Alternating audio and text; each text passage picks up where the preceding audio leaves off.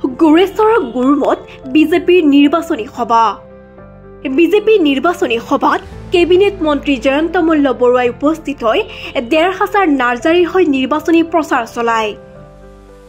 উপস্থিত থাকি গুৰেশ্বৰ সমষ্টিৰ প্ৰভাৰী দিলীপ দাস, সুৱল পাল, জিলা সভাপতি ভিক্টৰ কুমাৰ দাস, জিনাৰাম বড়ো মুখপাত্ৰ মানৱ শৰণীয়া, সমৰেন্দ্ৰ শৰ্মা। ১৫০০ নাৰ্জাৰীয়ে কয় যে ২২ তাৰিখে হ'বলগীয়া ভোটগ্ৰহণৰ পদুমৰ ছবিত ভোট দিব। ৪০টা সমষ্টিৰ ভিতৰত টিকলাময়। আপোনালোকে যি কয় মই শুনিম। জয় হোৱাৰ পিছত চুবুৰীয়ে গৈ সুধিম কথাবোৰ। যি সমস্যা ক'ব সেইটো প্ৰথম কৰিম বুলি প্ৰতিশ্ৰুতি দিয়ে। বিজেপিৰ বাবে R-ই GI টেগ পাবলৈ সক্ষম হৈছে। কিবা যদি ভুল হৈছে দেখুৱাই দিব খোলাখুলি মানুহ। সুৰজিত বড়োৰ নেতৃত্বত কেইবাজনে বিজেপিত যোগদান কৰে।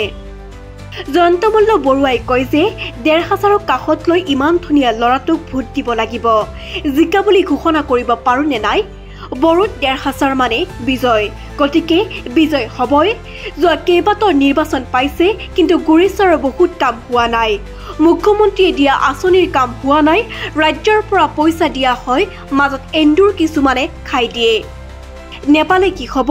এইবাৰ বিটিআৰত বিজেপি চৰকাৰ কৰিম, তাত কোনো সন্দেহ নাই। আগতে মানুহৰ নিৰাপত্তা নাইকিয়া হৈছিল, আজি শান্তিৰ পৰিৱেশো হৈছে। উন্নয়ন কৰিব লাগিলে বিজেপি চৰকাৰ লাগিবই। বিটিআৰৰ সকলোৱে প্ৰথম শ্ৰেণীৰ নাগৰিক বুলি অনুভৱ কৰিব লাগিব। বিকাশৰ বাবে ট্ৰিপল ইঞ্জিনৰ চৰকাৰ লাগিব। বিটিআৰৰ প্ৰধান সমস্যা হ'ল কেন্দ্ৰৰ আৰু ৰাজ্য চৰকাৰে পঠোৱা পইচা আধাতে খাই দিয়ে। ইয়াৰ বিপদজনক হ'ল ফিচি ডিচি। নিৰ্বাচনৰ পিছত বিটিআৰত ৫ লাখ অৰুণোদয় দিয়া হ'ব। অসমত মুখ্যমন্ত্ৰী ডক্টৰ হিমন্ত বিশ্ব শৰ্মা চৰকাৰ থকালৈকে কাকোৱেই দি ভোটাৰৰ নামত হাৰাশাস্তি কৰিব নোৱাৰিব। মাটিৰ পট্টা দিয়াৰ কাম একমাত্ৰ হিমন্ত বিশ্ব শৰ্মাই কৰিব। প্ৰত্যেকটো জাতি জনগোষ্ঠীয়ে প্ৰথম শ্ৰেণীৰ নাগৰিক বুলি ভাবিব লাগিব।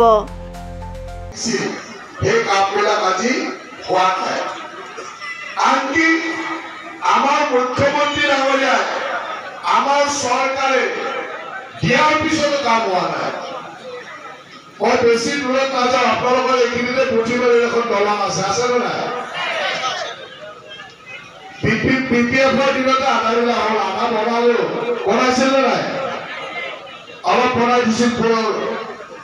আজিলৈকে তাৰ BPF কমপ্লিট কৰিলে, 5 বছৰ UPPL চলিলে, তাতো কমপ্লিট নহ'ল নেকি?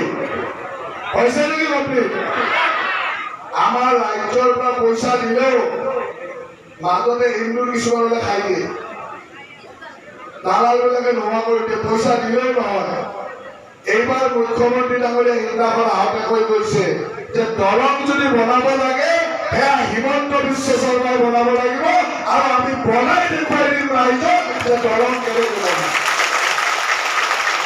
আৰু দলং বনাবৰ কাৰণে ১৫০০ জিকিব লাগিব, লাগেনে নাই? এই পুথিবাৰীৰ দলং, এই কেইটামান যে খুটা অলপ মাটি শিল বালি দি থৈছে, এইটো কমপ্লিট কৰিবৰ কাৰণে ১৫০০ MCL হ'ব লাগিব। আৰু আপোনালোকে সকলোৱে ১৫০০ জিকাব, যাতে আমি এই দলঙৰ কাম কমপ্লিট কৰিব পাৰোঁ। গুৰেশ্বৰৰ পৰা চাবানা আজমিনৰ ৰিপৰ্ট।